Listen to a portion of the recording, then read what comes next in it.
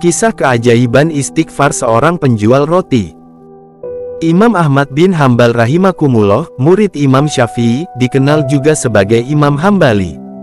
Di masa akhir hidupnya beliau bercerita, "Suatu waktu ketika saya sudah usia tua, saya tidak tahu kenapa ingin sekali bepergian menuju satu kota di Irak.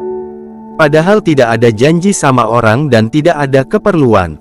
Akhirnya Imam Ahmad pergi sendiri menuju ke kota Basrah."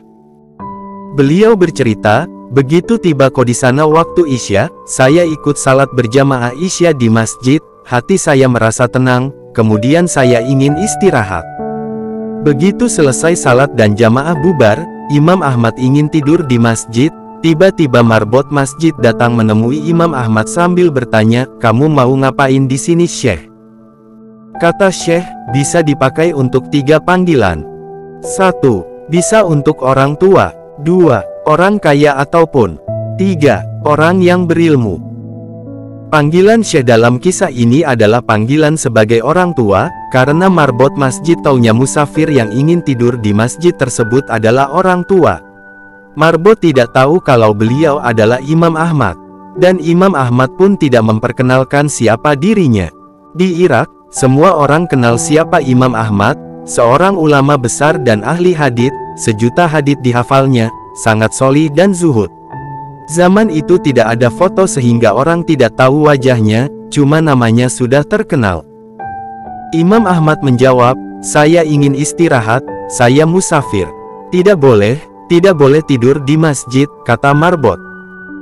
Imam Ahmad bercerita, "Saya didorong-dorong oleh marbot masjid disuruh keluar dari masjid, setelah keluar masjid, dikuncinya pintu masjid. Lalu saya ingin tidur di teras masjid.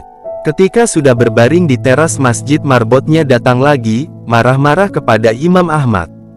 'Mau ngapain lagi, Syekh?' kata marbot. 'Mau tidur, saya musafir,' kata Imam Ahmad. Lalu marbot berkata, 'Di dalam masjid gak boleh, di teras masjid juga gak boleh.' Imam Ahmad diusir. Imam Ahmad bercerita, 'Saya didorong-dorong sampai di jalanan. Di samping masjid ada penjual roti, rumahnya kecil selain sebagai tempat tinggal sekaligus juga sebagai tempat untuk membuat dan menjual roti. Penjual roti ini sedang membuat adonan, sambil melihat kejadian Imam Ahmad didorong-dorong oleh marbot tadi. Ketika Imam Ahmad sampai di jalanan, penjual roti itu memanggil dari jauh, 'Mari Syekh, Anda boleh nginap di tempat saya punya tempat, meskipun kecil.' Kata Imam Ahmad, 'Baik.' Imam Ahmad masuk ke rumahnya, duduk di belakang penjual roti yang sedang membuat roti, dengan tetap tidak memperkenalkan siapa dirinya, hanya bilang sebagai musafir. Penjual roti ini punya perilaku khas, kalau Imam Ahmad mengajaknya bicara, dijawabnya.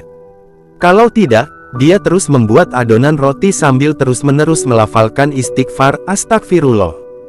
Saat memberi garam, astagfirullah, memecah telur, astagfirullah, mencampur gandum, astagfirullah. Dia senantiasa mengucapkan istighfar, sebuah kebiasaan mulia. Imam Ahmad terus memperhatikannya. Lalu Imam Ahmad bertanya, 'Sudah berapa lama kamu lakukan kebiasaan yang mulia ini?' Orang itu menjawab, 'Sudah lama sekali, Syekh, saya menjual roti sudah 30 tahun, jadi semenjak itu saya melakukannya.' Imam Ahmad bertanya lagi, 'Apa hasil dari perbuatanmu ini?' Orang itu menjawab, 'Lantaran wasilah istighfar, tidak ada hajat atau keinginan yang saya minta, kecuali pasti dikabulkan Allah. Semua yang saya minta ya Allah, langsung diijabah.' Rasulullah pernah bersabda, 'Siapa yang menjaga istighfar, maka Allah akan menjadikan jalan keluar baginya dari semua masalah dan Allah akan berikan rizki dari jalan yang tidak disangka-sangkanya.' Lalu orang itu melanjutkan, 'Semua dikabulkan Allah kecuali satu, masih satu yang belum Allah beri.' Imam Ahmad penasaran lantas bertanya, 'Apa itu?' Kata penjual roti itu, 'Saya minta kepada Allah supaya dipertemukan dengan Imam Ahmad.' Seketika itu juga Imam Ahmad bertakbir, 'Allahu Akbar. Allah telah mendatangkan saya jauh dari Baghdad pergi ke Basrah dan bahkan sampai didorong-dorong oleh marbot masjid sampai ke jalanan ternyata karena istighfarmu.' Penjual roti itu terperanjat, memuji Allah, Ternyata orang tua yang berada di depannya saat ini adalah Imam Ahmad. Ia pun langsung memeluk dan mencium tangan Imam Ahmad sambil bertasbih dan mengucap syukur, Subhanallah, Alhamdulillah. Diambil dari Kitab Manaqib Imam Ahmad. Wallahu a'lam. Kisah sahabat Julaibib yang mengharukan.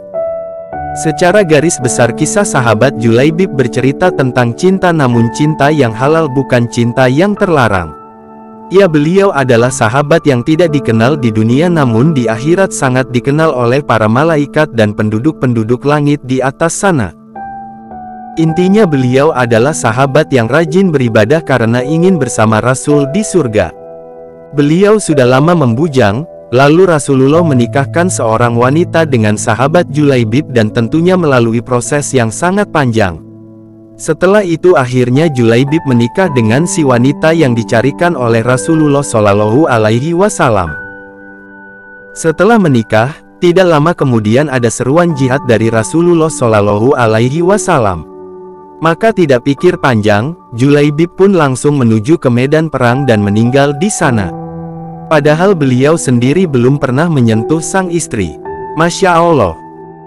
Julaibib adalah seorang pemuda Madinah yang berperawakan pendek dan tidak memiliki rupa yang rupawan, tapi memiliki keindahan budi pekerti yang luar biasa.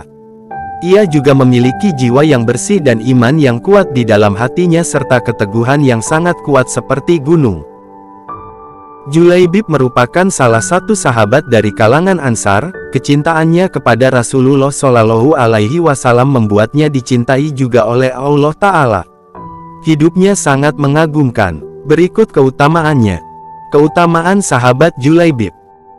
Jika dilihat dari ciri-ciri fisiknya, Julaibib bukanlah sahabat berwajah ganteng. Ia tidak setampan sahabat Nabi yang bernama Mus'ab bin Umair. Tapi ketahuilah bahwa ia memiliki keimanan yang sangat besar serta semangat jihad yang sangat tinggi, tapi tidak sedikit penduduk Madinah yang memandangnya dengan sebelah mata. Jadi rata-rata mereka tidak mengenalnya. Tetapi Allah Maha Tahu. Dia mengukur derajat hambanya tidak seperti dengan yang digambarkan oleh manusia. Kadang manusia terlihat tercela di mata manusia yang lainnya, tapi ternyata di sisi Allah ia adalah sebaik-baik manusia. Subhanallah, begitulah yang dialami Julaibib. Diceritakan oleh Anas bin Malik, ia berkata, ada seorang sahabat Rasulullah Shallallahu Alaihi Wasallam yang bernama Julaibib dengan wajahnya yang kurang tampan. Ketika semenjak Julaibib masuk Islam, ia menjadi seorang yang sangat cinta oleh Nabi. Rasa cintanya yang begitu besar ditunjukkan dalam sikap dan perbuatannya. Beliau selalu berada di majelis ilmu Rasulullah, mengambil hikmah dan pelajaran serta petunjuknya. Ia juga meneladani akhlak Rasulullah Shallallahu Alaihi Wasallam untuk bekalnya di dunia maupun di akhirat kelak. Saking besarnya rasa cintanya kepada Rasulullah Shallallahu Alaihi Wasallam, sampai-sampai ia tidak pernah terlambat dalam melaksanakan perintah Nabi. Allah pun memberikan keistimewaan dengan menikahkan bidadari Hurunin di akhirat. Di mana ketika ia sangat ingin menikah dengan seorang wanita dunia, ternyata Allah berkehendak lain. Allah lebih memilihnya untuk mempersunting bidadari langit. Meskipun ia sempat dinikahkan oleh Rasulullah dengan seorang Syahabiyah, tapi itu tidak berlangsung lama. Bagaimana kisahnya? Kisah cinta Julaibib dan istrinya Rasulullah Shallallahu Alaihi Wasallam menawarkan pernikahan untuknya. Dia berkata, kalau begitu aku orang yang tidak laku. Rasulullah menjawab, engkau di sisi Allah orang yang laku. Julaibib di sisi Nabi Muhammad Shallallahu Alaihi Wasallam. Suatu hari, seorang laki-laki dari Ansar datang menawarkan putrinya yang janda kepada Rasulullah Shallallahu Alaihi Wasallam agar beliau menikahinya. Nabi bersabda kepadanya, "Ya, wahai Fulan, nikahkan aku dengan putrimu." "Iya, dan sungguh itu suatu kenikmatan, wahai Rasulullah," jawab laki-laki Ansar tersebut. Namun Nabi Shallallahu Alaihi Wasallam bersabda kepadanya, "Sesungguhnya aku tidak menginginkannya untuk diriku." "Lalu, untuk siapa?" tanyanya. Beliau menjawab, "Untuk Julaibib." Ia terperanjat, "Julaibib, wahai Rasulullah, biarkan aku meminta pendapat ibunya." Laki-laki itu pun pulang kepada istrinya seraya berkata, "Sesungguhnya Rasulullah Shallallahu Alaihi Wasallam melamar putrimu." Dia menjawab, "Ya, dan itu suatu kenikmatan, menjadi istri Rasulullah." Dia berkata lagi, "Sesungguhnya beliau tidak menginginkannya untuk diri beliau." "Lalu, untuk siapa?" istrinya bertanya. "Beliau menginginkannya untuk Julaibib," jawabnya. Dia berkata, "Aku siap memberikan leherku untuk Julaibib." "Tidak, demi Allah, aku tidak akan menikahkan putriku dengan Julaibib. Padahal, kita telah menolak lamaran si Fulan dan si Fulan." Sang bapak pun sedih karena hal itu, dan ketika hendak beranjak menuju Rasulullah Shallallahu Alaihi Wasallam, tiba-tiba putrinya itu berteriak memanggil ayahnya dari kamarnya, "Siapa yang melamarku kepada kalian?" "Rasulullah Shallallahu Alaihi Wasallam," jawab keduanya. Dia berkata, "Apakah kalian akan menolak perintah Rasulullah Shallallahu Alaihi Wasallam? Bawa aku menuju beliau. Sungguh, beliau tidak akan menyia-nyiakanku." Sang bapak pun pergi menemui Nabi, seraya berkata, "Wahai Rasulullah, terserah Anda. Nikahkanlah putriku dengan Julaibib."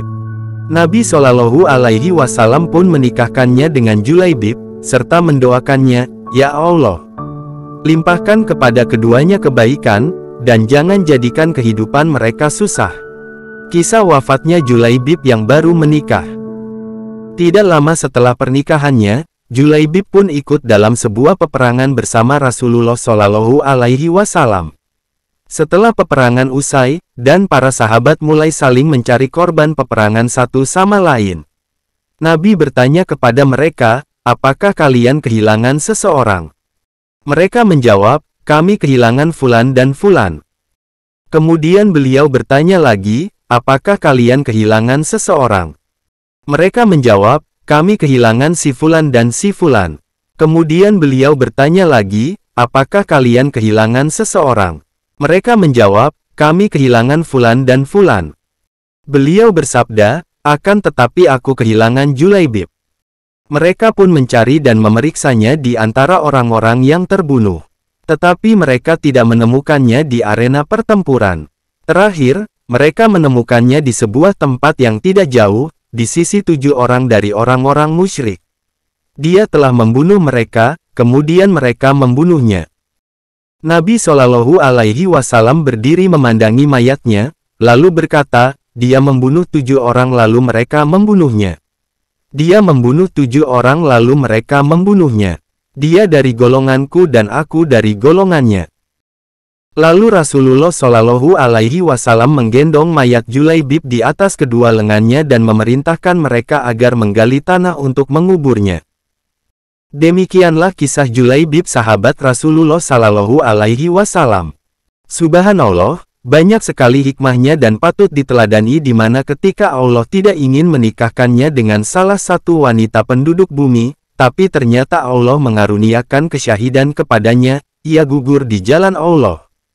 Lalu Allah menikahkannya dengan Hurun In, bidadari penduduk langit. Ia tidak terkenal di dunia namun terkenal di langit. Demikianlah kisah Syekh Ahmad bin Hambal dan sahabat Nabi Julaibib, semoga bermanfaat. Wassalamualaikum warahmatullahi wabarakatuh.